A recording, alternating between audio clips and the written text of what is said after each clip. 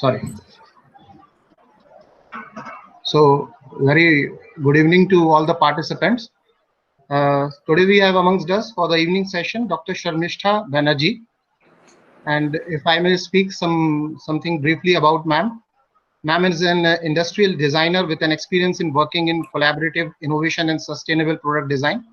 And currently she is working as an assistant professor at Department of Design, Indian Institute of Technology, Guwahati. Her area of PhD research is design for sustainability in the arena of scale appropriate agricultural equipment design, that is from IIT Guwahati. And she did his bachelor in industrial design from IIT Guwahati and master's in integrated product design from Technical University of Delft, Netherlands. She co-founded the Sustainability and Social Innovation Lab at the Department of Design, IIT Guwahati. The lab focuses on creating systems for sustainable human consumption and production through a complete revamp of the consumption structure with design interventions. She is also a part of Global Network on Sustainability, the Learning and Educational Network in Sustainability, in short known as LENS, consisting of 150 plus global universities. Currently, this is a large part of her sustainable product service developments projects are in the domain of agriculture. At IIT Guwahati, she takes courses like system design for sustainability, usability engineering, user research techniques, product detailing, interaction design, design management, plastics and composites, and design semantics. She have also developed a MOOC course on system design for sustainability, which had more than 600 subscribers in the academic year 2018-19. In the past few years, she has worked in India, Bangladesh, Netherlands, and with companies like Philips, Infosys, Mitco, VU Medical University, Amsterdam, Conpex, Packing, Wheat Valley, Bonaship, Delft, ACC Limited, educational institutes like IIT Guwahati, MIT Institute of Design Pune, IDC, IIT Bombay, and Lee Koldi Design, Nantes, Atlantic, France, and NGOs like International Development Enterprise Bangladesh. So we are very fortunate to have you, ma'am, and we request you to take over this session. Thank you, Dr. Naik. Thanks for the introduction. I also have a co-speaker today with me, as you can see. So yes, should we start now? Definitely, ma'am. Okay, so I will share my screen.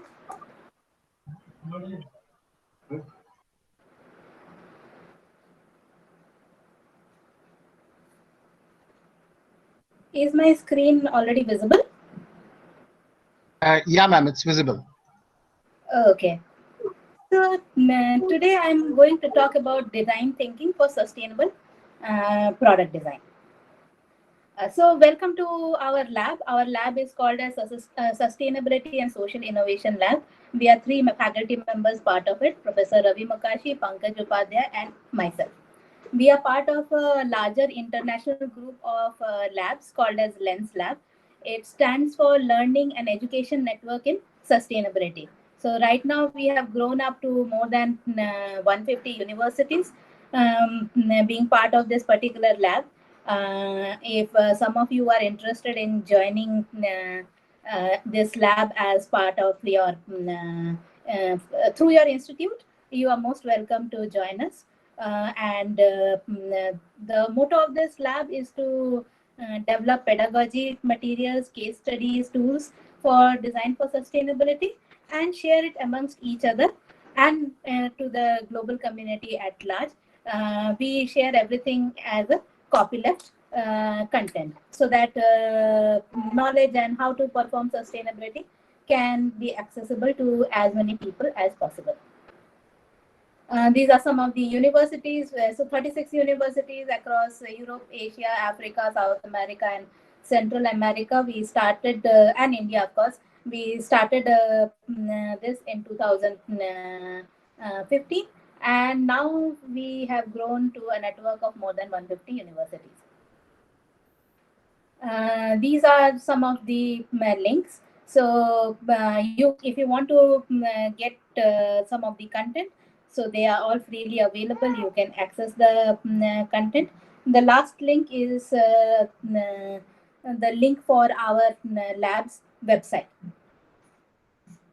So let's start the process of this discussion. So in order to understand sustainability, let's first start by trying to understand what is unsustainable.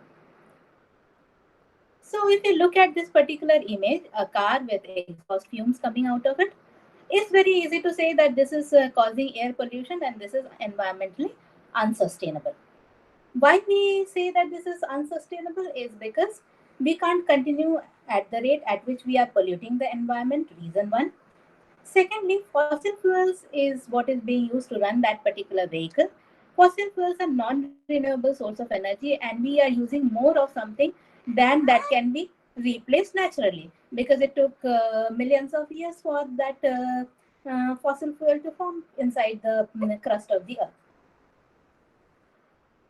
Now, does that mean that this is a more sustainable solution?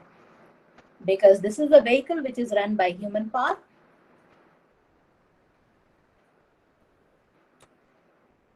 But do you think it is a very good means of transportation if we have to travel over a large distance? The rickshaw puller cannot pull over large distances.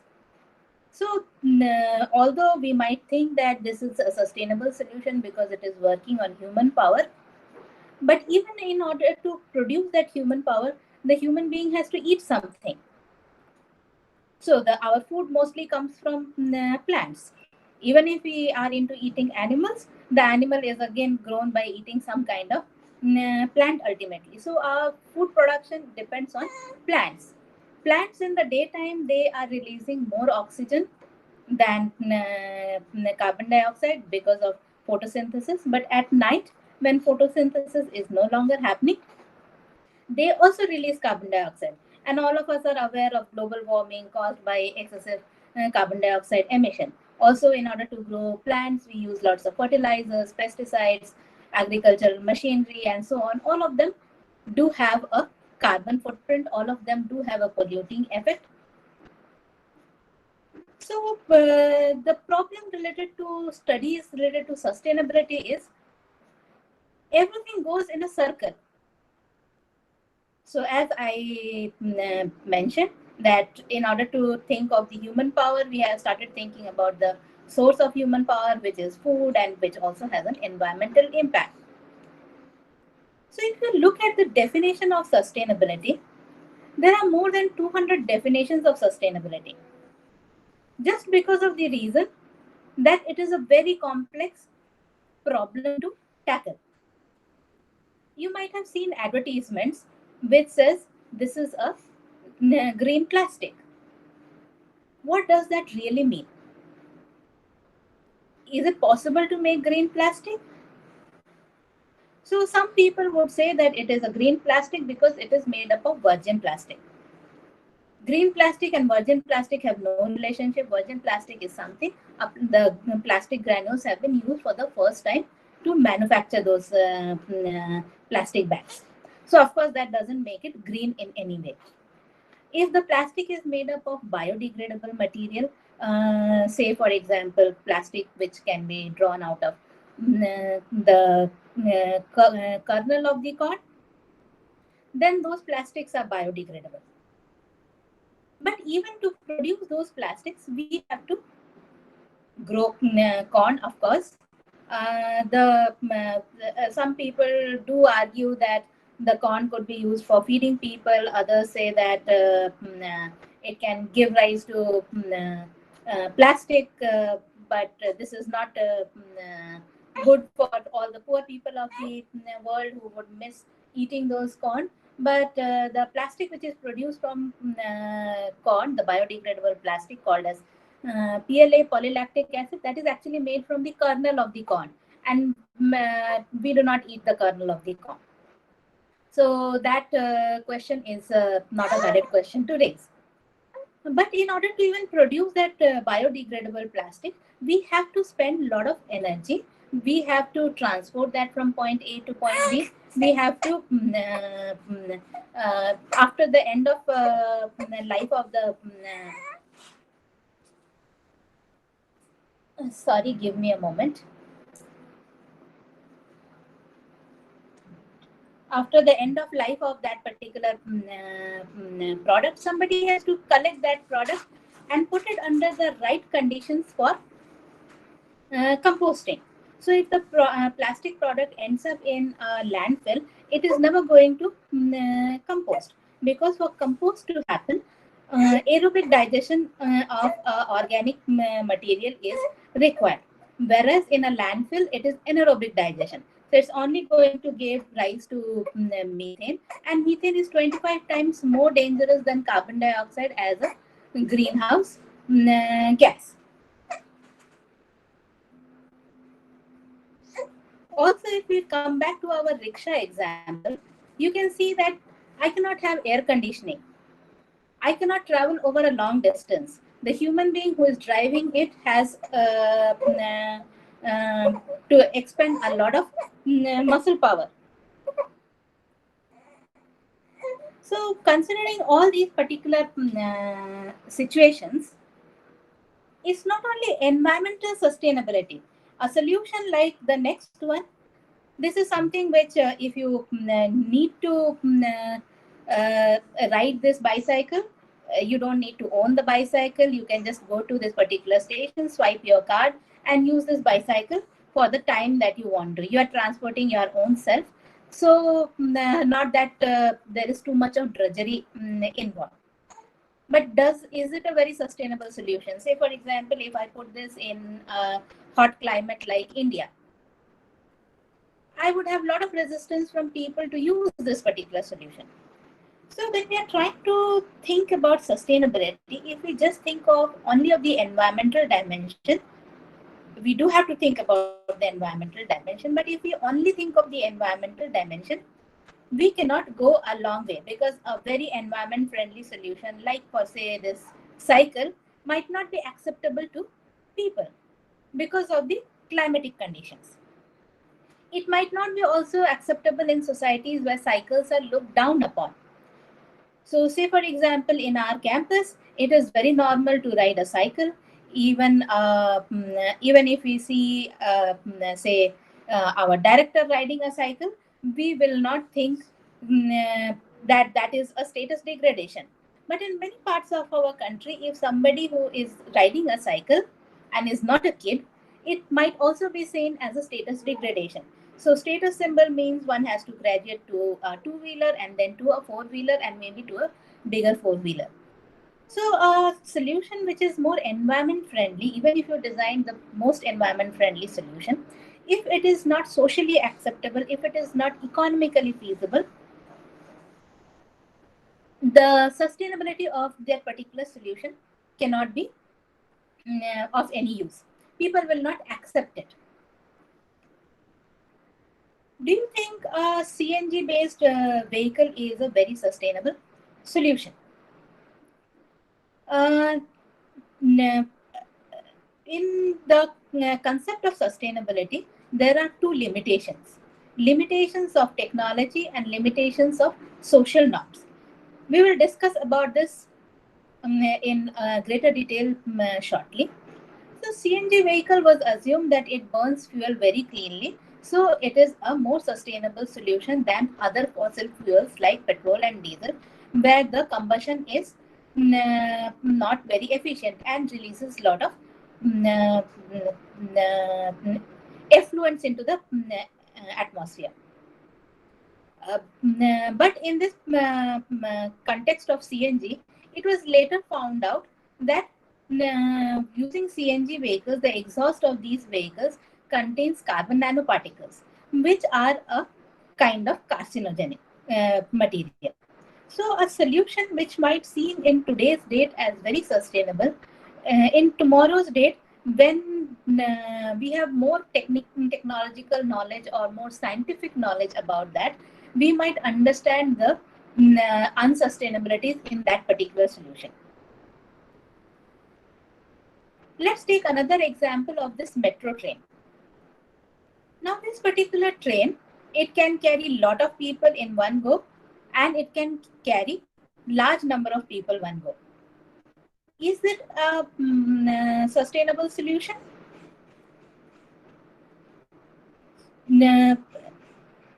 For the given purpose that it can make you travel a long distance at a smaller footprint, because the footprint of this particular train is being divided amongst lots of people who are going to use this particular train. So you can say a smaller footprint because of traveling by this train at that particular cost.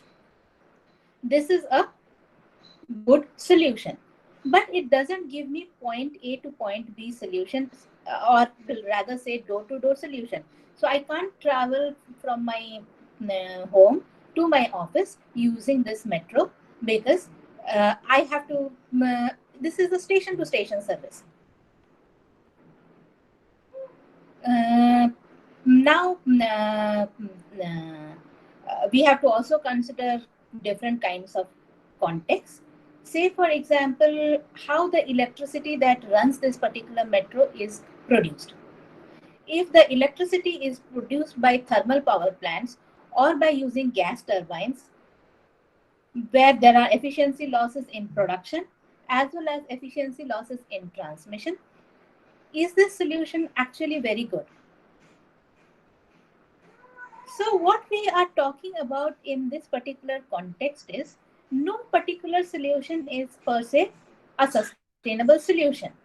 When we have a gamut of solutions, we can compare those solutions on parameters of sustainability, economic, social, and environmental, and then say which one is a better solution in a given context than the others. Say, for example, this is a solar powered vehicle. Now, to have this solar power vehicle running, we will also have to have a battery. The solar cells will charge the battery and the vehicle will run. Now, currently, our battery technology is not very environment friendly. It uses a lot of hazardous chemicals. There is a problem related to end of life of the battery. So, although solar energy driven vehicle might seem very sustainable, but one of the components, the battery component, because of current technological limitations, is not very environment friendly. So, through these examples, what I'm trying to showcase is sustainability is very contextual. Sustainability needs to be considered on environment, social, and economic dimension. And sustainability cannot be predicted with common sense.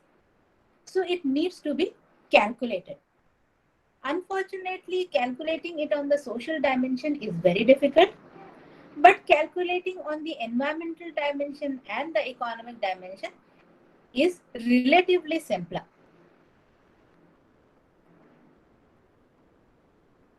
You might have all come across these three different solutions for drinking a cup of coffee or tea. The first one is a terracotta pot. The second one is a paper cup, which is lined with a thin layer of plastic. And the third option is disposable plastic cups. You might assume, and it was advertised in the same way when Indian Railways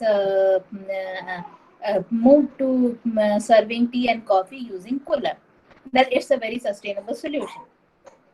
Unfortunately, it is not a very sustainable solution. The biggest reason why it is not sustainable, because unlike popular belief, the coolers are not biodegradable. Why they are not biodegradable? Because once you bake clay, they become ceramic. And all of us know that we have been able to unearth earthen pots right from the Mohenjo-daro and Harappa civilization.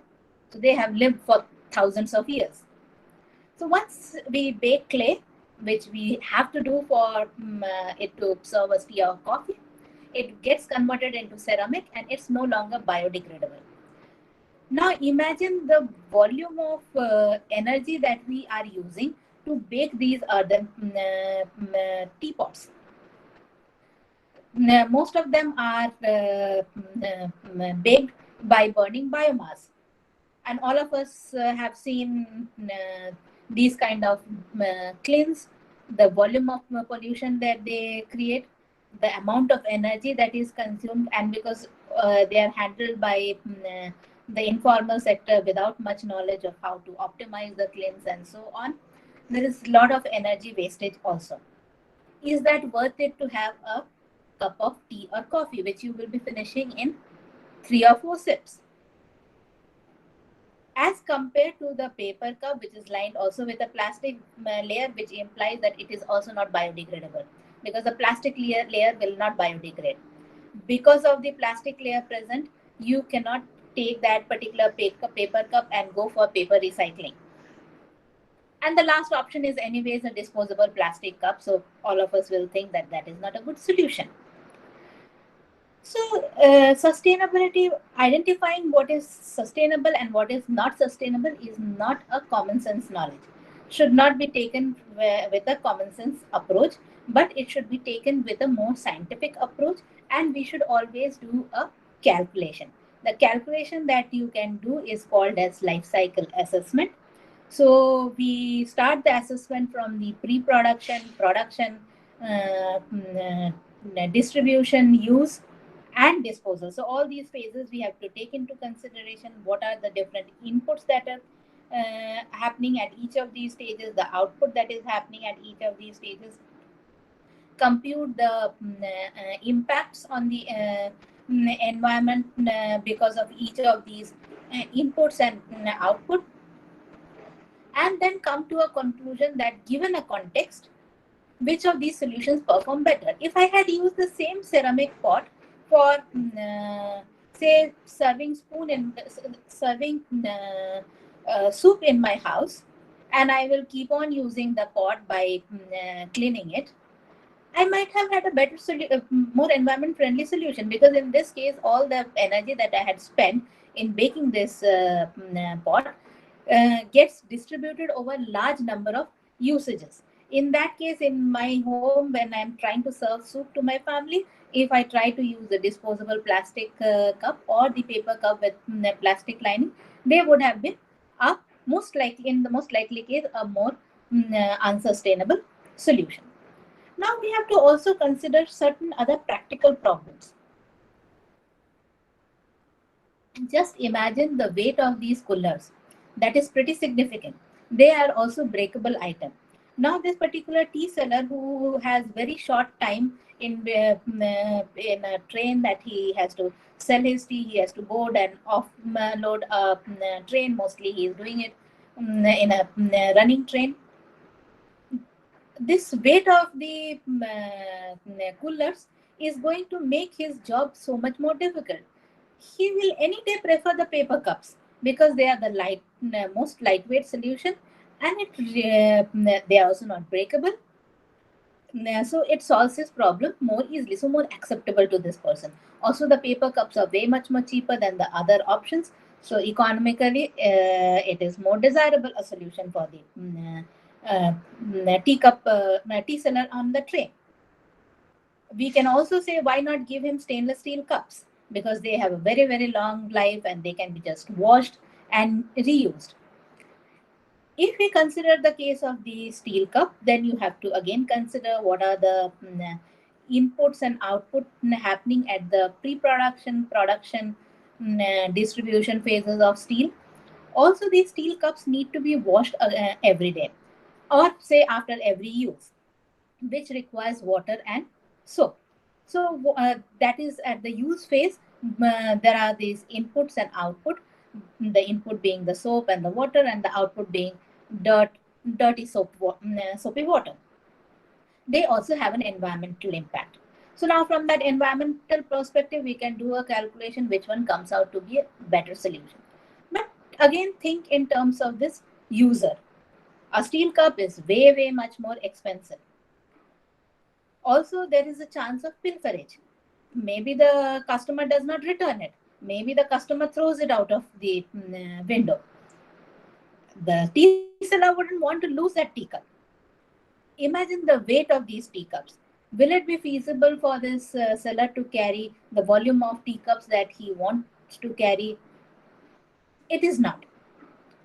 So sustainability only at the environmental dimension is not good enough. It has to be considered in all three dimensions, as well as we have to calculate it for a given context rather than trying to make common sense oriented guesses. So there are three dimensions of sustainability: social, economic, and environmental. And we have a solution is called sustainable when it is sustainable on all the three dimensions. So at the intersection of all the three dimensions, this picture might give you impression that we have to give equal importance to all the three dimensions. Practically speaking, that is not possible. In certain situations, you have to give more importance to the social dimension, in other situations, to the economic and to the environmental. Say, if you are trying to design a sustainable solution for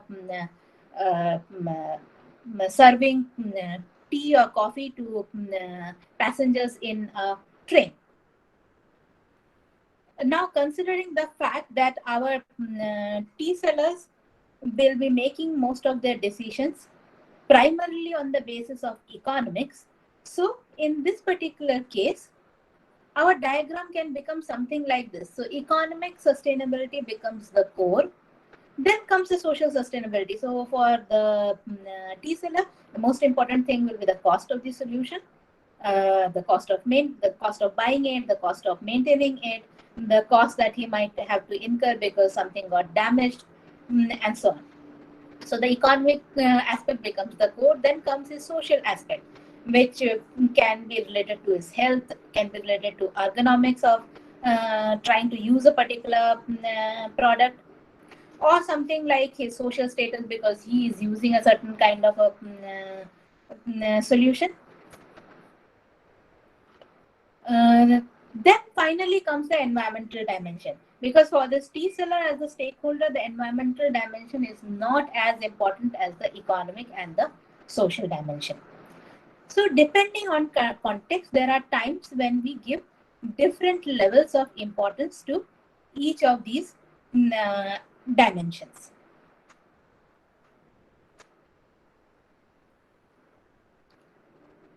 Now the question comes, why do we need to move towards sustainability? Still, unfortunately, the context is sustainability is taken as a like icing on the cake. It's to a large extent we use concepts of sustainability just to market a product, or we use the concept of sustainability because laws of the land tell us that you have to do it. But that is not supposed to be the case. Why so? Because all of us keep on hearing in news that the ice caps are melting, sea levels are increasing. This shows images from 1980 versus 2012, how the ice cap has changed. Another big reason why we have to do it, there was a research done in 2016 to identify the number of premature deaths for air caused due to air pollution. Fine particles like ozone, the NOx, the SOx, and so on in the year. We lose as many as 6.5 million people each year prematurely because of air pollution. These were the numbers of deaths during the world wars.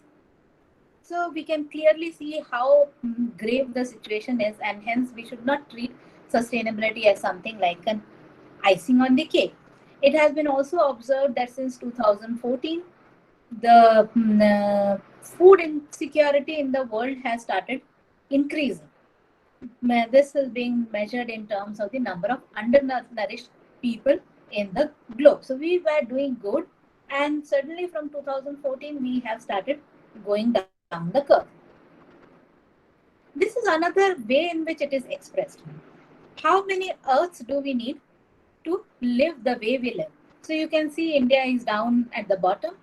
So we need zero 0.6 earth to be able to live the way we are living right now.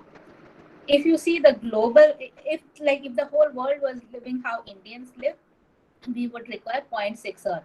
which still means that we are consuming less than 1 earth. But if you see, the global population right now is consuming 1.7 earths. Of course, we don't have that extra zero point 0.7 earth.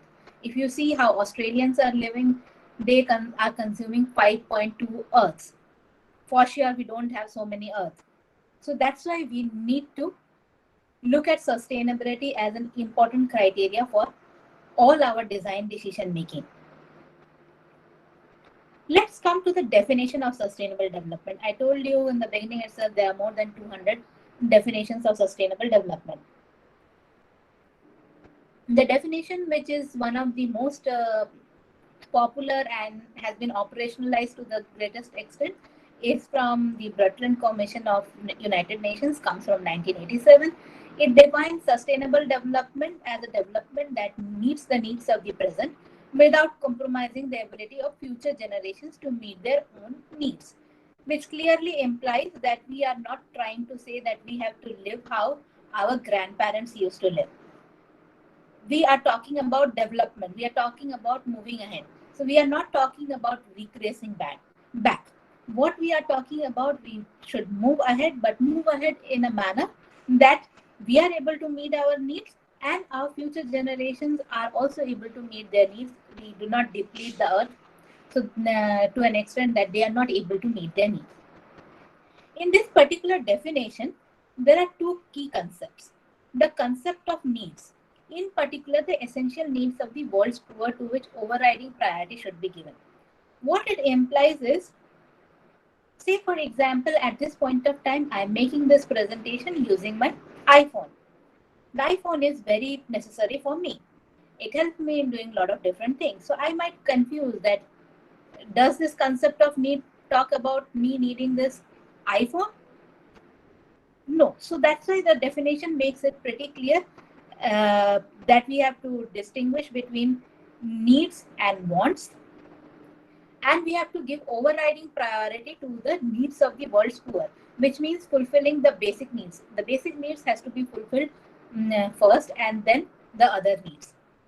The second key concept that it talks about is the idea of limitation imposed by the state of technology and social organization on the environment's ability to meet present and future needs. So when I spoke about the CNG vehicle, I gave you an example of unsustainability caused due to lack of knowledge at a point of time. That was the technological limitation of knowledge that we had at a particular point of time. Now we have set up an entire infrastructure consisting of extraction of CNG, distribution of CNG. We have private vehicles running on CNG. So making a backtrack becomes very, very difficult. Why this problem came? Because of the state of technology. The other problem is social limitations. All of us would like to celebrate Diwali, Holi, or any other festival, irrespective of religion. Every festival, if you consider the festival, causes a lot of pollutions. When we are putting idols in water, the idols are no longer made up of clay only. They are made up of plaster of Paris, which is non-biodegradable, very polluting, and the idols are decorated with a lot of plastic products. Even if you throw in a water body lots of organic waste like flowers and leaves, which are usually offered during any kind of puja, beyond the limit, a water body will not be able to successfully biodegrade the organic products without causing hazardous emissions, without causing damage to the animals living in water. But is it possible to change people's behavior of celebrating festivals? It's extremely difficult to make people change their behavior related to how to celebrate a particular festival without causing pollution. So we do have social limitations as well. That does not imply that we should not try. We always try. We always try to design campaigns. There are so many campaigns around Ganpati, where people are trying to encourage the masses to make idols out of clay, which can then go into the clay pot, or make out of chocolate and make chocolate milkshake out of the whole after the puja, and that becomes prasad. So what people are trying to do is see whether a certain way of reorienting the festival can lead to certain sustainable outcomes. Say, for example, crackers. Crackers were never part of Diwali since before, say, around 100 to 150 years back, because crackers used to be very, very expensive. Only when crackers became cheaply available, they became an integral part of Diwali celebrations. So what it shows that our society, the way we celebrate, keeps on changing. So it's not that changes are not possible. Changes can be caused, but the social limitation is a big limitation in the way of sustainable development. So we have to always think ways how can we cater to it. Also, from the definition of sustainability, it's important to see the world as a system that connects space, a system that connects time. What we mean by space is, if I cause pollution in Guwahati, it's not going to remain stationary in Guwahati. If I pollute the Brahmaputra river will then flow to Bangladesh, taking my pollutants, then go into the oceans, and then pollute the ocean, and then it will circulate all over the world.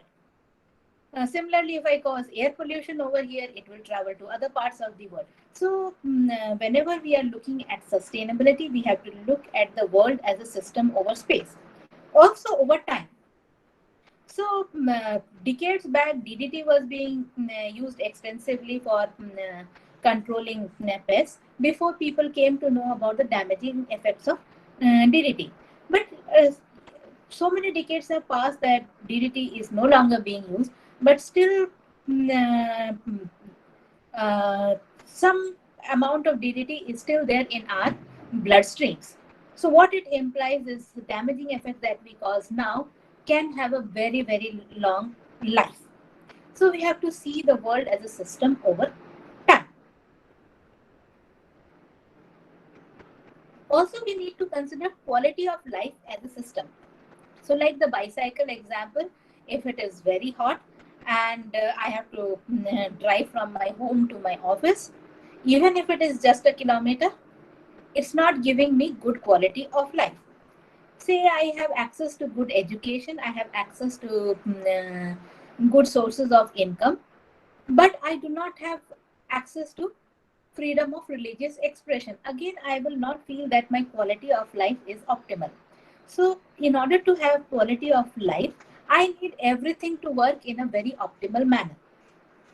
So, when I'm trying to design for sustainability, I have to also consider quality of life.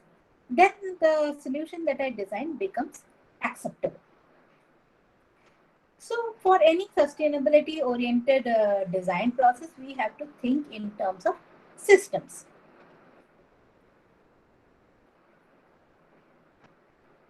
So now let's talk about some of the design approaches that can be used. So from the design discipline, there are 4 different approaches. The first approach is called as selection of resources with low environmental impact. So what I can do in this particular context is a very simple example. If I have to have if I want to drink water and I want a water bottle for that, I take the context that it's not a disposable water bottle. This is a bottle which will stay with me for many years to come. I have different choices. I can buy a bottle which is made up of plastic cap, plastic bottom. I can buy a bottle which is made up of stainless steel cap, stainless steel bottom, plastic cap, plastic bottom. Sorry, plastic cap, stainless steel bottom, or the other way around. Or I can buy a glass bottle with a metal cap or a plastic cap. So there are n number of combination possibilities. Now I have to consider for a given particular usage, which combination will have the lowest environmental impact in terms of say for example, I might figure out that having the bottle cap made in plastic has the lowest impact, but making the bottle in stainless steel might be the lowest impact for the given usage scenario. The second approach is design of products with low environmental impact. So in this particular context, what we try to see is, rather than just looking at the product per se, so in the previous case, I just took my bottle and I evaluated each component of the product and tried to think which resource will have low environmental impact. In design of products with low environmental impact, what I try to see is the entire life cycle of the product, from pre-production up to disposal, and try to see how can I design this whole product over the entire life cycle so that the environmental impact is lowest. Say, for example, if I take a product which consumes electricity, say a toaster, the highest impact is in the usage phase because it needs electricity, and a lot of electricity is used to produce the heat the way it has to be produced. So because the environmental impact is highest in the usage phase, I can design my product in a manner that I reduce the environmental impact on that phase. But in order to do that, I might have to use some material in the production or the pre-production phase, which have higher environmental impact than my alternate materials which I'm using currently. But since I know that the impact is largest at the usage phase, I design it so that I can reduce the impact most over there. So in design of products with low environmental impact, I take into account the entire life cycle and try to optimize over the life cycle. The third approach is called as a product service system design for eco-efficiency. What it implies is, take for example the case of car sharing services like Ola or Uber. Ola or Uber has not been designed considering eco-efficiency, but they are designed considering product service system design approach. What it implies is, you as a user, you do not have to think of buying a car. If I buy a car and I use it for commute from home to office, I might be the only person occupying that car. So a lot of energy, a lot of material is being consumed for one person. It also implies I need lots of roads, wider roads, because there will be so many people trying to do the same thing. So the per capita utilization of resources is very high whenever you have individual ownership of these cars. Whereas if you get into using, say, the Ola carpooling service or the Uber carpooling service, where multiple number of people, because of the application, can together share the service, and you pay per unit of usage of the service. The car is being used way much, the density of usage of that car is higher. Also, one car can transport 3 people or more, depending on the size of the car, rather than the current scenario of one person traveling in one car. So a product service system design approach is, not all product service system designs are eco-efficient. You have to design them for eco-efficiency. So I design it in a manner in which I can consume a product without owning it, which results into eco-efficiency. So let me give you an example of that. So all of us own a water purifier at our home. How often do we use the water purifier? The water purifier is not working the entire day.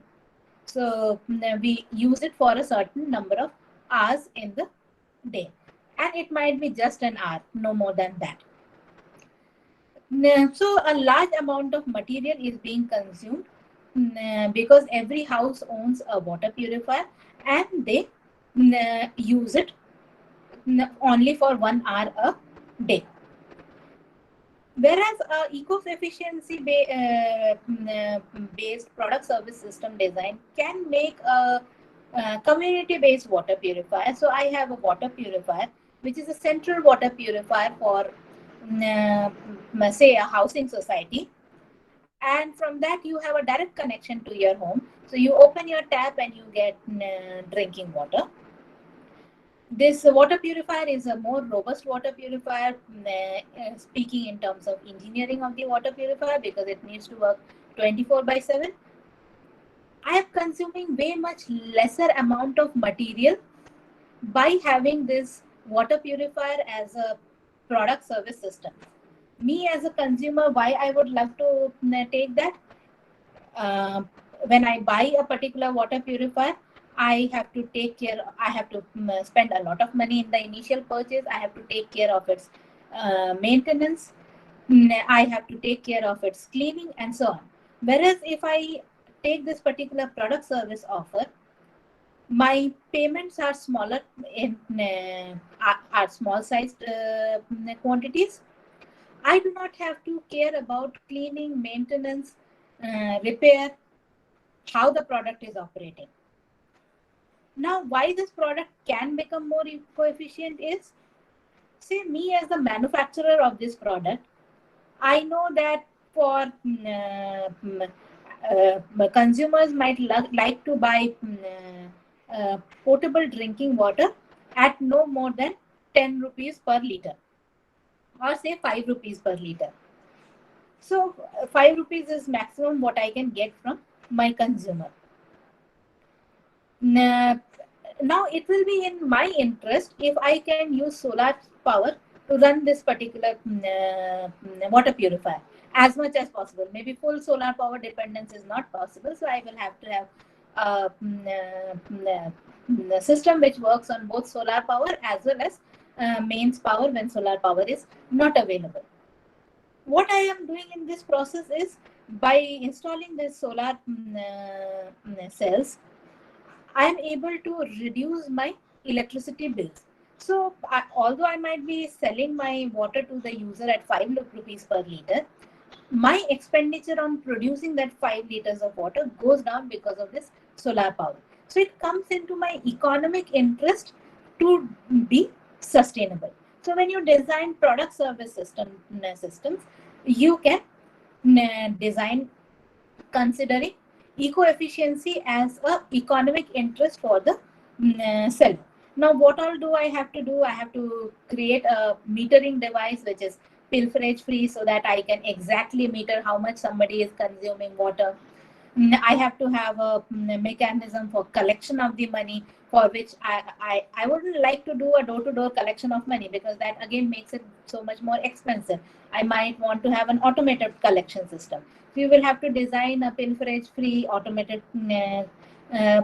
money collection system. You have to also design a more robust water purifier which can, with least amount of maintenance, can keep on providing purified water. Because if you try to if you need to do too much of maintenance, too much of cleaning, for which you will have to employ people, you have to employ equipment, you will also have downtime for your machine.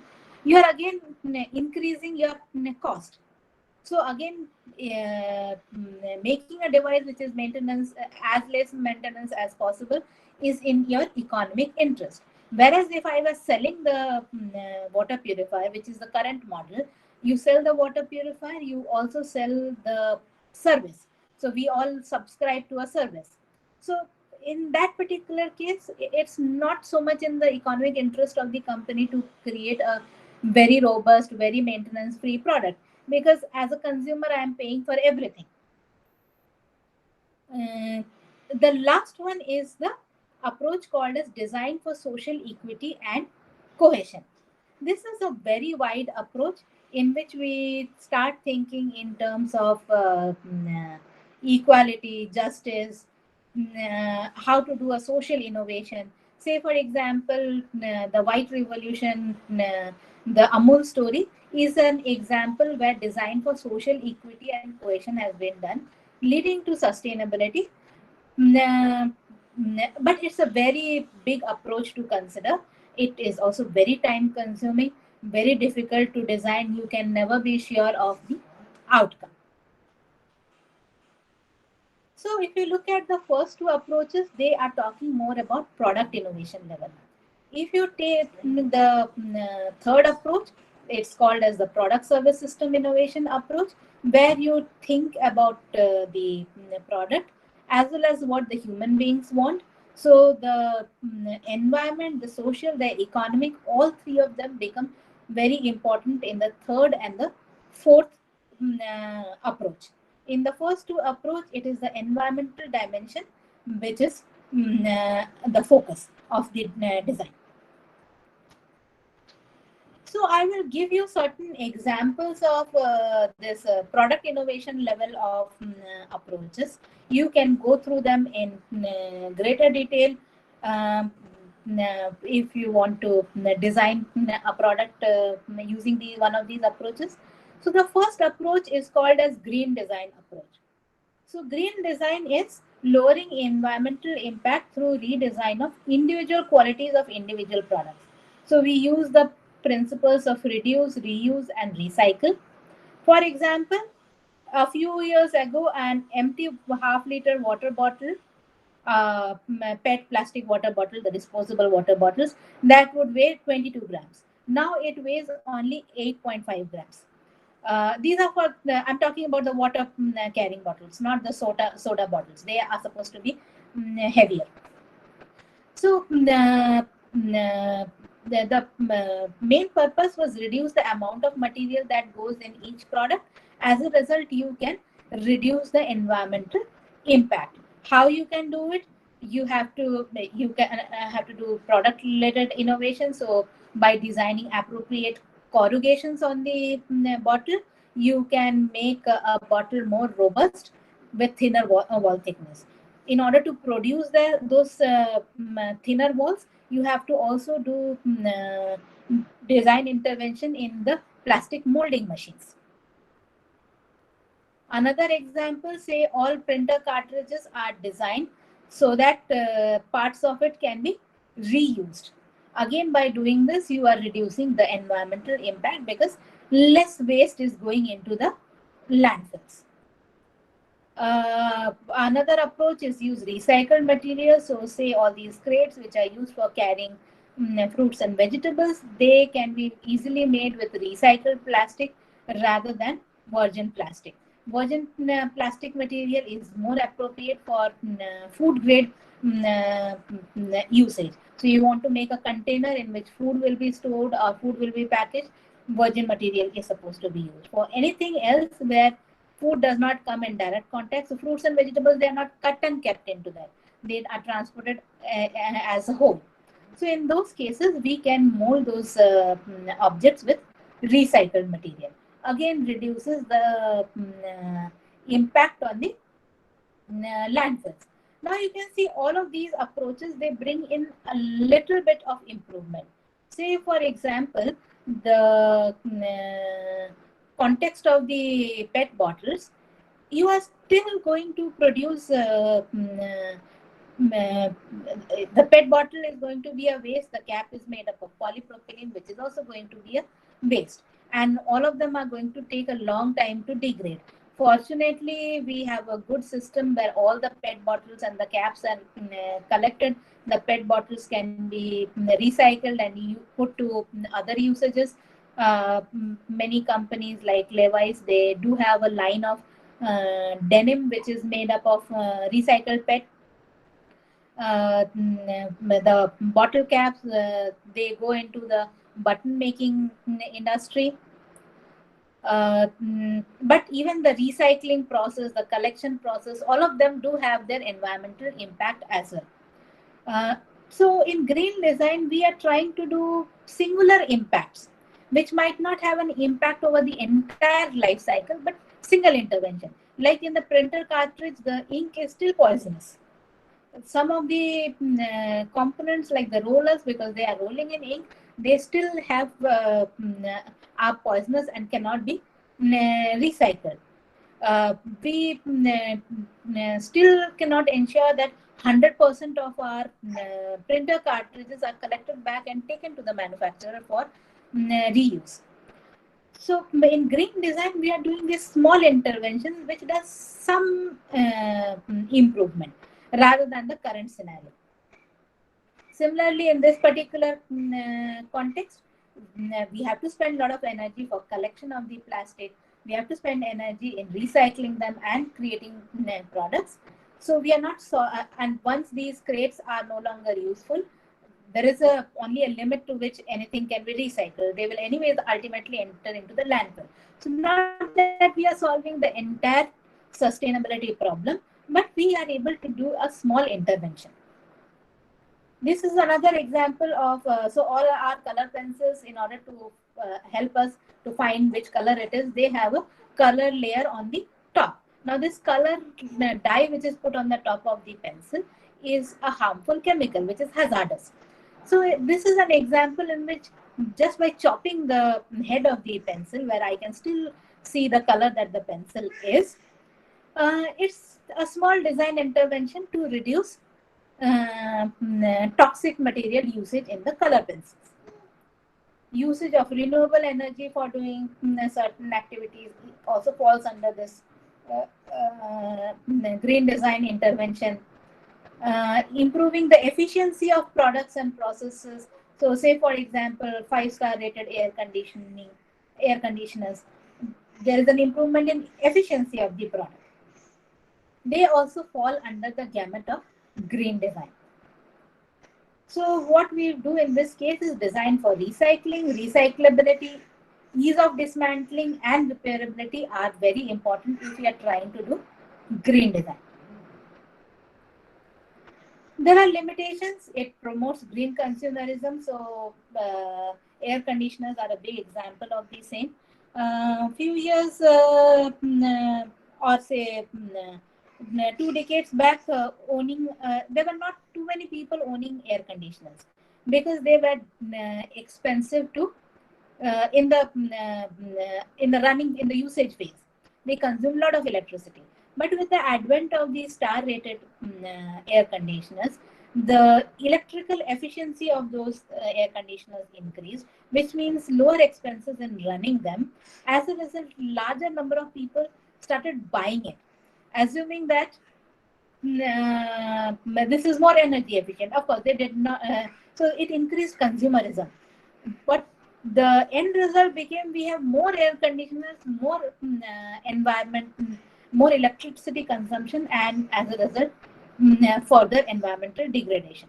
So that's one drawback which green design can have, that it promotes green consumerism and it increases consumerism as a whole. And due to increased consumption, the environmental impact increases. It focuses predominantly on single issues, like you saw the examples.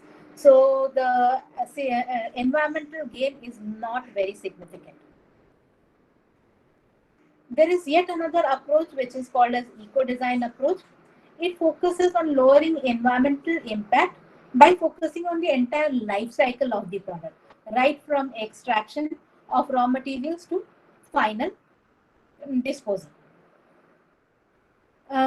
So it enables profiling of environmental impact of product across life cycle phases. Then we identify which is those phases which has the highest impact and how can we reduce the impact over there.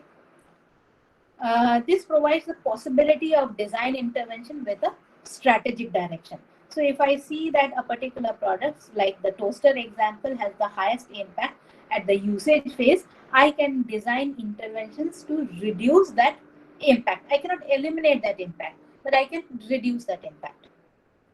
It depends on life cycle assessment methods. There are lots of life cycle assessment methods available. Lots of softwares available to do the same. There is most of these softwares are very, they require a lot of training to be able to start using them. There is a easier and simpler mobile-based application, which is of course is not very accurate, but gives you preliminary idea to do life cycle assessment. you can give that a shot. It is called as IDEMAT, IDEMAT. So it's available for both Android and iOS.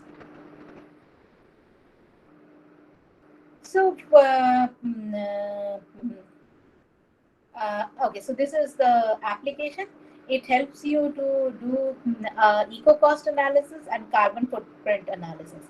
What's the difference between eco cost and carbon footprint? Carbon footprint is the impact that we are causing measured in terms of carbon dioxide equivalents. What it implies is because of a certain say a certain manufacturing processes, I might be releasing CO2, methane, and other gases. Now I cannot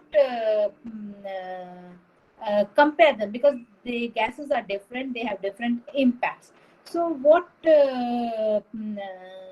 scientists and researchers have done is converted the impact of these different emissions into carbon dioxide equivalent. So methane has a carbon dioxide equivalent of 25 units. So 1 unit of methane is equivalent to 25 units of CO2. So you can find out the carbon footprint of any particular product or any particular process using this application and compare on the basis of carbon footprint. Carbon footprint only helps in identifying the greenhouse gas emissions and the volume of greenhouse gas emissions because of a certain product or manufacturing process. Eco costs are more comprehensive measurement tools. Eco cost helps in measuring whatever damaging effects we are doing to the environment, how much money will be required to undo those damages. So whether you are doing acidification or eutrophication or greenhouse gas emission related problems, the global warming, all that is converted in terms of the money that is required to undo the bad impact. So as such, comparing on eco cost gives a more comprehensive idea related to a particular product's environmental impact.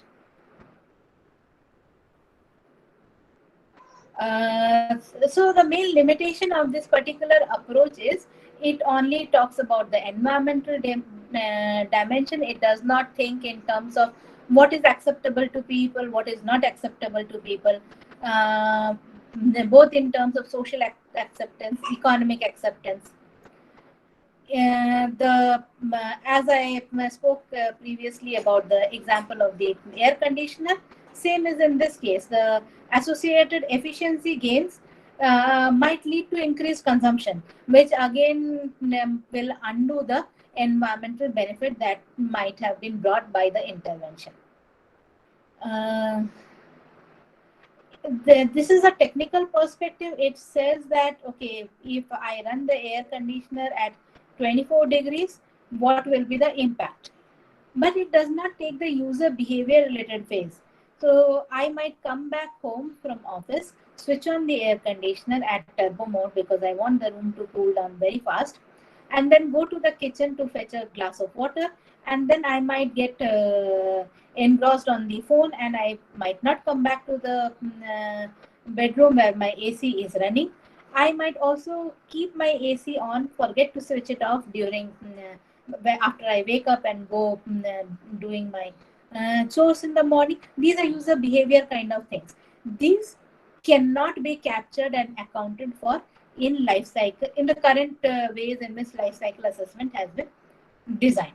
There is some research going on which is trying to put in sensors and devices which can collect data related to all these kind of user behavior and see whether they can be modeled into life cycle assessment models or not.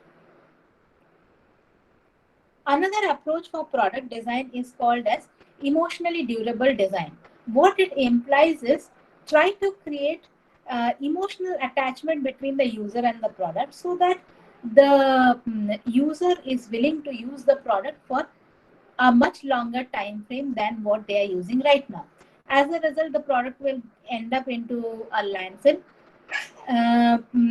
less often or after a longer period of time. So if I have a chair, I might use that chair for a much longer time. So say for example, this is an example of a lamp. So the lamp comes with a scratchable surface. So no light comes out of the lamp. You buy the lamp and you have to scratch the lamp to get light coming out of it. Because when I'm trying to scratch it, I am trying to create light all by myself. So there is a greater chance, because of this product personalization that I am doing, I might want to use this product. I wouldn't like to throw away this product just because I think it no longer goes with the decor of my house, or I think this is now very old. I want a new one. I have some memory associated with it. Another example is, say for example, this is a train coach made with wooden exteriors. Wood always tends to age beautifully, and we when it is a beautifully aged wood, we do not like to throw away those furniture of ours. So this is yet another approach of only product level intervention, where you are trying to create an emotional connect so that people do not discard their products as often as they are trying to discard right now. There are, of course, limitations to this process also. It might be so easy to say that create product attachment, but it's in practice it's very difficult to do create product attachment. Also, product attachment varies from person to person. For some products, say for utilitarian products like buckets or containers, product attachment does not matter, because we really do not buy those products so much for to create an attachment. They are more utilitarian products for us. Also, product attachment is less relevant for technologically advanced products. Like, I will have to discard my mobile phones or my computers after a certain period of usage, or say for example an air conditioner, because it gets technologically obsolete. Also, after a point of time, it might be environmentally detrimental, because technology might have become more energy efficient, whereas I'm using less efficient air conditioners still. So for some product categories, extending longevity beyond a certain point might not be environmentally beneficial. Also, manufacturers might be averse to using this particular approach, because then in that case they cannot sell, like their current way of selling, that I want to sell more and more, does not work. There is yet another approach which is called as design for sustainable behavior approach. What it implies is design products in a manner that the product itself enables us to behave in a sustainable manner. So, say for example, air conditioners are programmed to automatically start at, nowadays programmed automatically to start at 24 degrees. Why? Because people are equally averse to increasing or decreasing or changing the setting, whether it is 18 degrees or 24 degrees, till they feel discomfort due to the thermal conditions. So if it starts at 24 degrees, the chances that you will be able to save electricity, and thus the environmental impact is higher. Also, if I put my AC at 24 degrees and move out of the room trying to do something, I will be wasting less energy in case I forget to switch off the air conditioning. There can be other approaches. Say for example, this is a light, and the sorry, this is a power cable which glows the light glows more strongly if you are using more energy, and it becomes less and less feeble as your energy consumption goes down. So what it helps me is to get an idea how much energy I'm using, and assuming that when I have the information that I'm using so much of energy, I might decide to go and switch off some of the appliances which are not required at that point of time. I might also, this wire can also give me an idea, okay, is it my fan which is consuming so much of energy, or is it something else? General users really do not have much information regarding which device is using more energy. It's more of a common sense knowledge, which may or may not be true. Uh, mm, uh, Design for sustainable behavior also encompasses approaches in which you can enable users to adopt healthier lifestyles or act more safely in built environments. So, if plants as air purifiers and air conditioners, the information can be disseminated and the products can be made available. People might start accepting them in their built environment more than what they are doing right now, which will lower the energy bills, environmental impact, also reduce the emissions which are happening in the room because of all the furnishings that we put in the room. The main limitations of this is there is always a debate related to who is entitled to create these behavior, drive these behavior. There is also no metrics to measure it. So there is no way that I can know how effective a particular strategy is, or whether it was effective at all.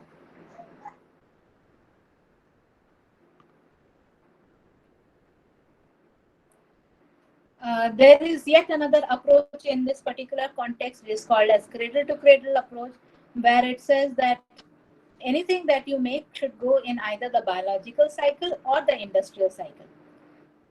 So, say for example, a shirt. If the shirt is made up of cotton, after the cotton should follow the biological cycle. So, after the shirt is no longer useful, it should go into the earth and degrade itself to form nutrients. The buttons in it are made up of either metal or plastic, so they should enter the industrial cycle, which means recycled into other buttons or other products, and so on. The limitation of this thing is we cannot the earth or the water cannot take unlimited volumes of biodegradable material. Beyond a particular level, these wastes and emissions can become health hazards. Also, the technological nutrients, the ones which are supposed to go into the industrial cycle, our industrial cycles are not 100% efficient. So we have to constantly pump in material, energy, and there will be losses. Also, the rate at which we are consuming these materials and putting them into the cycle are different, which means we have to constantly keep on mining them still. The last one in this product related approach is called as nature inspired design, the biomimicry design. So biomimicry can happen at the form level. So there are cars which are designed by getting inspired from jaguar or other animals, at the product level, at the system level. So that we have a pardon? I have now. So let me start with something. Sorry, I'm not getting you. Can you please repeat?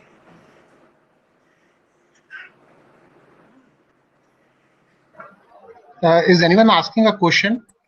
You can ask after the session.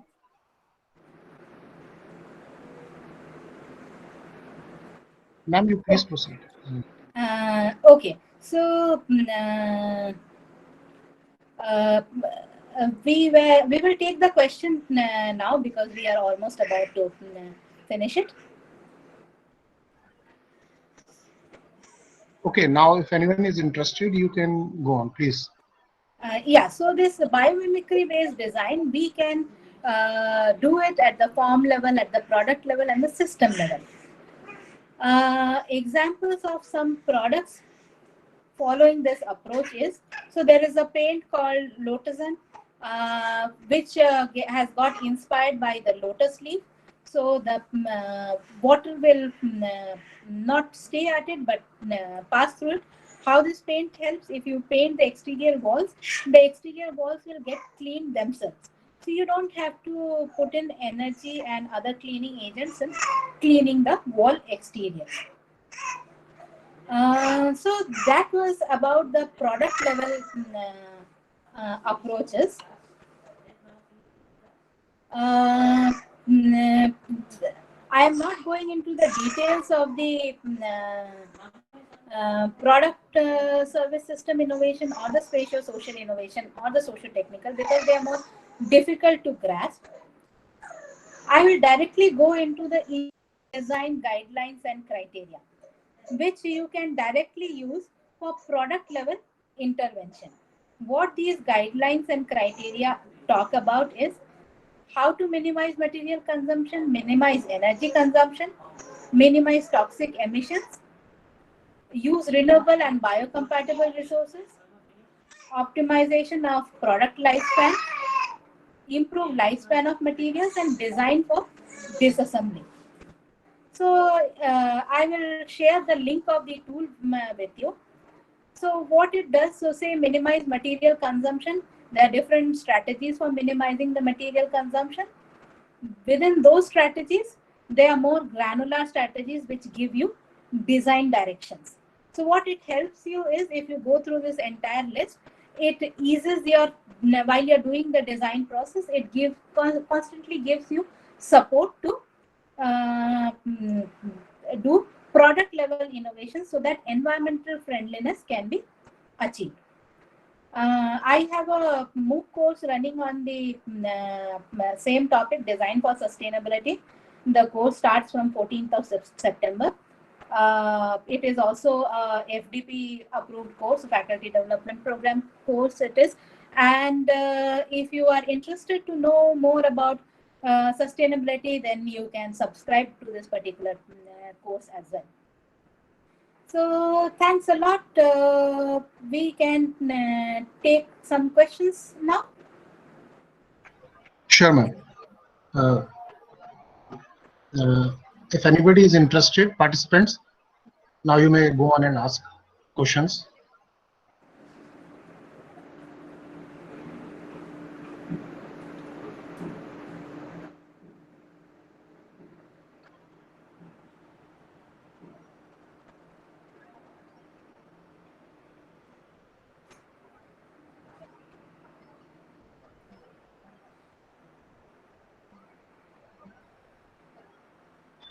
Participants, if anybody is interested to ask any questions from ma'am.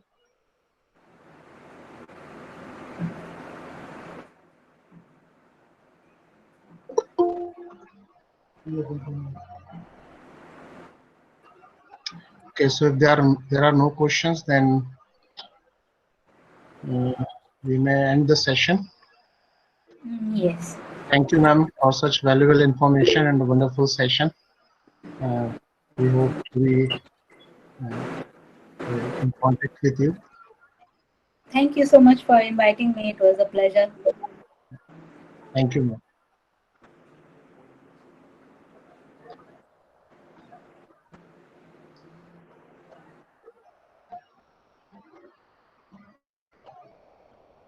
Feedback link, attendance link.